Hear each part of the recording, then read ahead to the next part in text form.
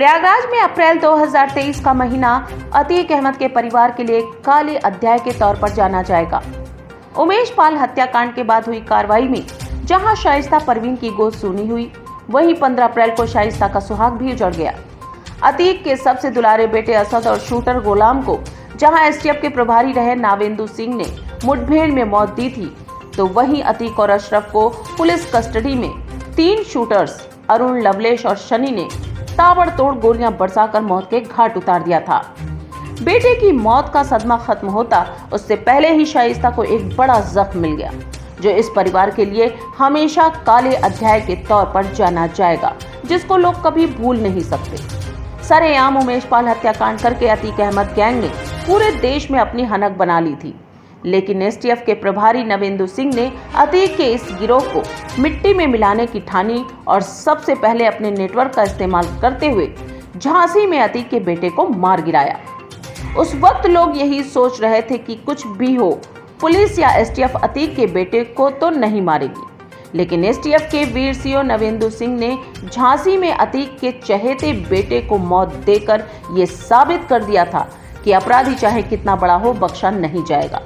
नवेंदु सिंह को इसी बहादुरी के लिए उनको गैलेट्री अवार्ड दिया गया है। देखिए, इलाहाबाद वासियों, प्रयागराज वासियों के लिए बहुत बड़ी उपलब्धि है कि उनको जिस तरीके से पुरस्कार से सम्मानित किया गया है, ये अपने में एक बहुत गर्व का विषय है कि जिस तरीके से अमन अमान कायम है पूरे प्रयागराज में, देखा जाए तो तमाम सारे व्यापारीगण और महिलाएं, तमाम सारी चीज़ें जो हैं, जो देश के साथ जुड़ी हुई चीज़ें हैं, उस तरीके से उन्होंने वो काम कर दिखाया है कि उनको ये पुरस्कार मिला है, तो इसलिए प्रयागराज वासियों में बहुत खुशी की बात है ये हम सब के लिए।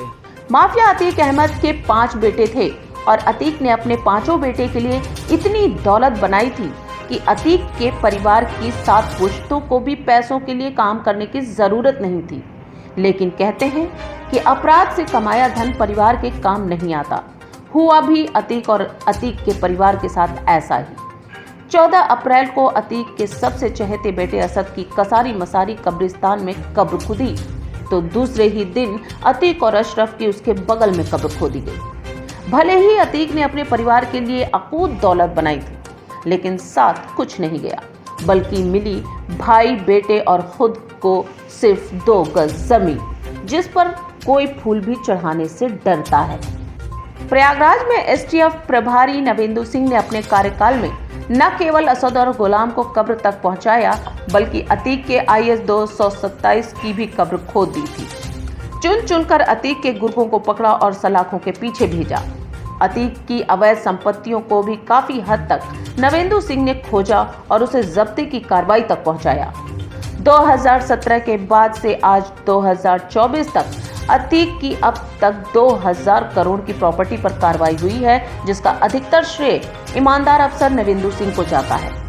अब हालात ये है कि कभी अगर अतीक के बेटे अगर वापसी भी करते हैं, तो उनके पास न तो सर छुपाने की जगह बचेगी और न ही पिता की बनाई हुई दौलत। प्रयागराज में अपने कार्यकाल में इस एसटीएफ के अफसर ने अतीक और अतीक के गुर्गों को ही सिर्फ नाको चने नहीं चबवाए, बल्कि नवेंदु सिंह ने चित्रकूट के कई डकैतों से सीधा लोहा लेकर उनको मौत दी थी। इसके अलावा मुख्तार अंसारी का भी प्रयागराज में नेटवर्क तोड़कर कई शूटरों को मुठभेड़ में ढेर किया था। अब नवेंदु सिंह को स्वतंत्रता दिवस पर वीरता पुरस्कार मिला, तो प्रयागराज के लोगों में खुशी है। उनका कहना है कि एसटीएफ में नवेंदु सिंह ने जो इतिहास रचा है, माफिया राज खत्म करके उसको कभी भुलाया नहीं जा सकता। देखिए, नवेंदु सिंह जी जो हैं, उन्होंने एक बहुत अच्छा काम किया है।